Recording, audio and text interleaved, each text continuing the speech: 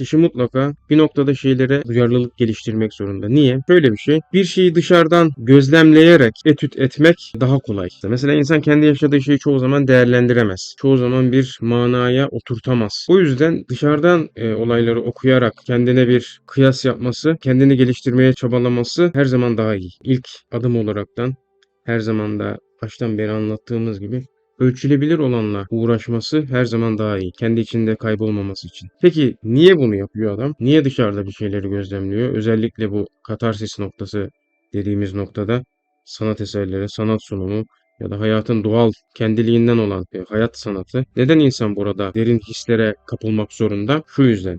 İnsanın içerisinde merak unsuru var ya, yani merak. O merak unsuru her zaman hoş ve güzel olana, yani her zaman güzel şeyleri ona deneyim olarak sunmuyor olabilir. Yani kuvvetli bir muhtemel olarak, ihtimal olarak bu böyledir.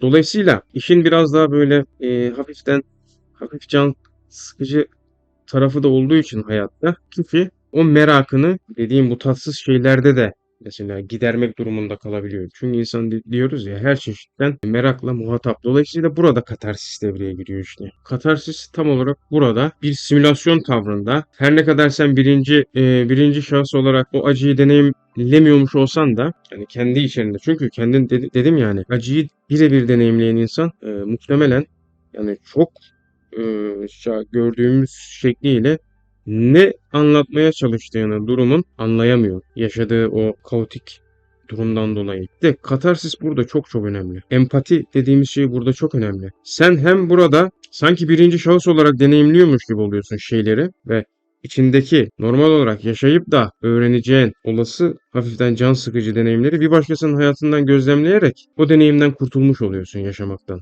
Bu birinci kısmı. İkinci kısmı senin yapıp da diyoruz ya ikili doğandan dolayı bir noktada deneyim alanında yapmış olduğun kötü yani insan hayatına, insanın psikolojisine zarar verebilecek potansiyel olarak yapmış olduğun faaliyetlerin kefaretinden, sende oluşturduğu günahlardan, o günahın sende yine oluşturduğu bir takıntı durumundan kurtulman gerekiyor. Onun kefaretini bir şekilde onun karşılığını, borcunu ödemen gerekiyor. Yine dediğim gibi birinci sahneyle, o sahneyle birlikte bundan da kurtulmuş oluyorsun. Yani düşünsene bu hayatta bunu katarsisle sanattan mesela filmdeki bir durumla hallenmekle kurtulabiliyorsun. Hayattan canlı birebir burada insan hayatından onların hayatlarından hallenmekle kurtulabilirken sayılı zaman örüntüsünde bu dünyada kurtulabilirken diğer tarafta böyle olmuyor. Eğer borçlarını yani kendi ruhsal gelişimini diyelim, kendi ruhsal gelişimini tamamlama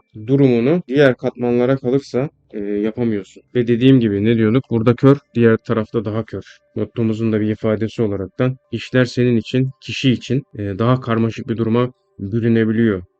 E, Bu bedenin dışındaki başka bir durumda. O yüzden biz katarsisi çok fazla önemsiyoruz. Daha fazla derin bir duyarlılık, derin bir bilgelik seviyesine ulaşmak için. Gerekli gereksiz ayrımını nasıl yapabilirsin? Ya burada tabii çok karışık bir şey bu.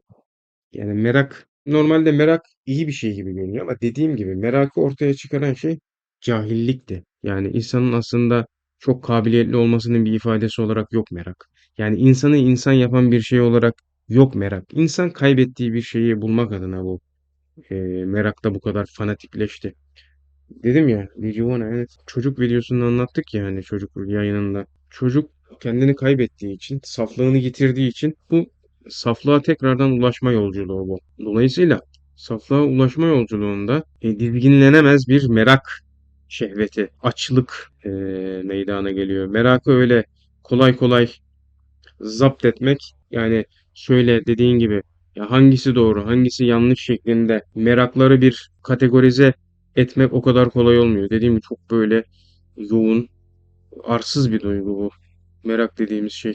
Doğrusu merak iyi bir şey değil. Merak bir hastalığın semptomudur. Kendini bilememe hastalığının bir ifadesidir merak.